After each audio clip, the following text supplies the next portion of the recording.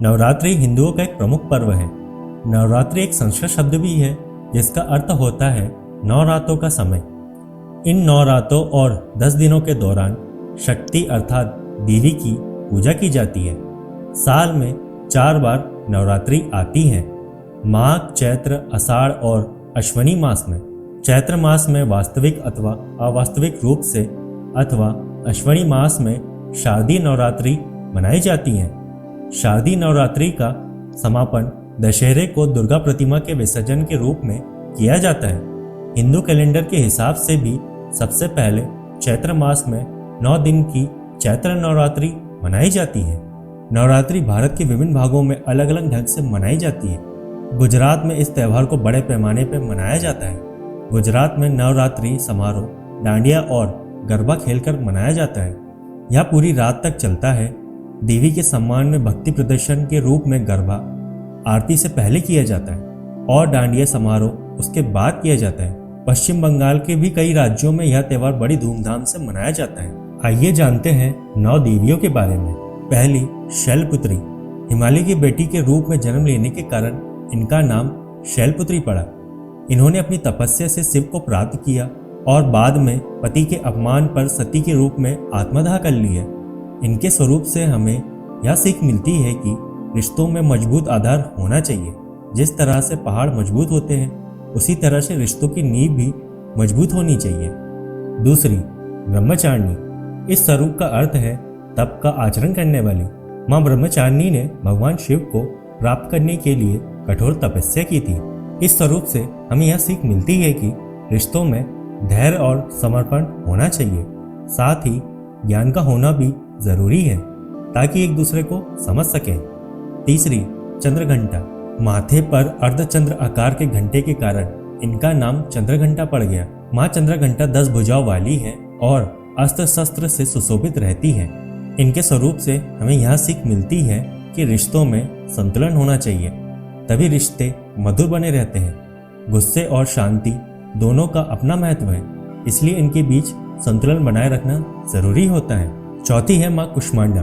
देवी का यह स्वरूप ब्रह्मांड की उत्पत्ति से जुड़ा हुआ है। कुष्मांडा का अर्थ है फूलों के समान हंसी देने वाली। इनके स्वरूप से हमें यह सीख मिलती है कि रिश्तों में सकारात्मकता होनी चाहिए। नकारात्मकता रिश्तों को कमजोर बना देती है। अपने पार्टनर के बारे में या उनकी किसी बात के बारे में नकारात्मक सोचना या हमेशा झगड़ा करना रिश्तों को कमजोर बना देता है। पांचवी, स्कंद माता। भगवान शिव और माता पार्वती के 6 मुख वाले पुत्र स्कंद की मां होने के कारण इनका नाम स्कंद माता पड़ा। इनके स्वरूप से हमें यह सीख मिलती है कि रिश्तों में बिना शर्त प्यार होना चाहिए, साथ ही एक दूसरे को साथ लेके चलना जरूरी होता है। छठवीं, कात्यायनी। महर्षि कात्यायन के घर पुत्री के रूप में जन्म लेने के कारण इनका नाम माँ कात्यायनी पड़ा। इन्हें महिषासुर का वध करने वाली देवी भी कहा जाता है। इनके स्वरूप से हमें यह सीख मिलती है कि रिश्तों में एक दूसरे के लिए खड़े रहना जरूरी होता है, साथ ही एक दूसरे का सम्मान करना भी जरूरी होता है। सातवीं, कालरात्रि। यह माँ दुर्गा का सबसे भयानक रूप है जो असुर का नाश करती है। इनके स्वरूप से हमें यह सीख मिलती है कि रिश्तों में मुश्किल समय आने पर भी हमें किसी का साथ नहीं छोड़ना चाहिए और मुश्किलों का सामना डटकर करना चाहिए। आठवीं, महागौरी। पति रूप में शिव को प्राप्त करने के लिए महागौरी ने कठोर तपस्या की थी, जिसके कारण इनका शरीर काला पड़ गया था। जिसके बाद भगवान शिव ने गंगा जल से इनके शरीर को धोकर कांतिमय बना दिया था। इनके स्वरूप से हमें यह सीख मिलती है कि रिश्तों में एक दूसरे को माफ करना आना चाहिए, साथ ही दिल का साफ रहना भी जरूरी है। नौवीं, सिद्धिदात्री। यह देवी सभी प्रकार की सिद्धियों को प्रदान करने वाली देवी है। 9वां रूप सफलता का प्रतीक है। इनके स्वरूप से हमें यह सीख मिलती है कि रिश्तों में एक दूसरे को महत्व देना चाहिए और उनका समर्थन करना चाहिए, तभी रिश्ते सफल होते हैं। आइए जानते हैं 9 देवियों के प्रमुख मंदिरों के बारे में। शैलपुत्री। इनका मंदिर नैनीताल में स्थित है, जहां इन्हें पर्वत की पुत्री कहा जाता है। ब्रह्मचारिणी। इनका मंदिर पेशावर में स्थित है, जो अब पाकिस्तान में है। चंद्रघंटा। इनका मंदिर वाराणसी में स्थित है। कुष्मांडा। इनका मंदिर कानपुर में स्थित है स्कंद माता। स्कंद माता का मंदिर हिमाचल प्रदेश में एक गुफा में स्थित है। कात्यायनी माता कात्यायनी का मंदिर मथुरा में स्थित है, जो कि एक शक्तिपीठ है। कालरात्रि कालरात्रि माता का मंदिर वाराणसी में स्थित है। महागौरी महागौरी का मंदिर लुधियाना में स्थित है। सिद्धिदात्री सिद्धिदात्री माता का मंदिर सतना और देव पहाड़ी में स्थित है। आइए जानते हैं 9 देवियों के बीज मंत्र के बारे में। शैलपुत्री, इनका बीज मंत्र है ओम ह्रीम शिवाय नमः। ब्रह्मचारिणी, इनका बीज मंत्र है ओम ह्रीम श्रीम अंबिकाय नमः। चंद्रघंटा, इनका बीज मंत्र है ओम ऐं श्रीम शक्तये नमः। कुष्मांडा, इनका बीज मंत्र है ओम ऐं ह्रीम देव्यै नमः। स्कंद माता, इनका बीज मंत्र है ओम ह्रीम क्लीम स्वामिने नमः।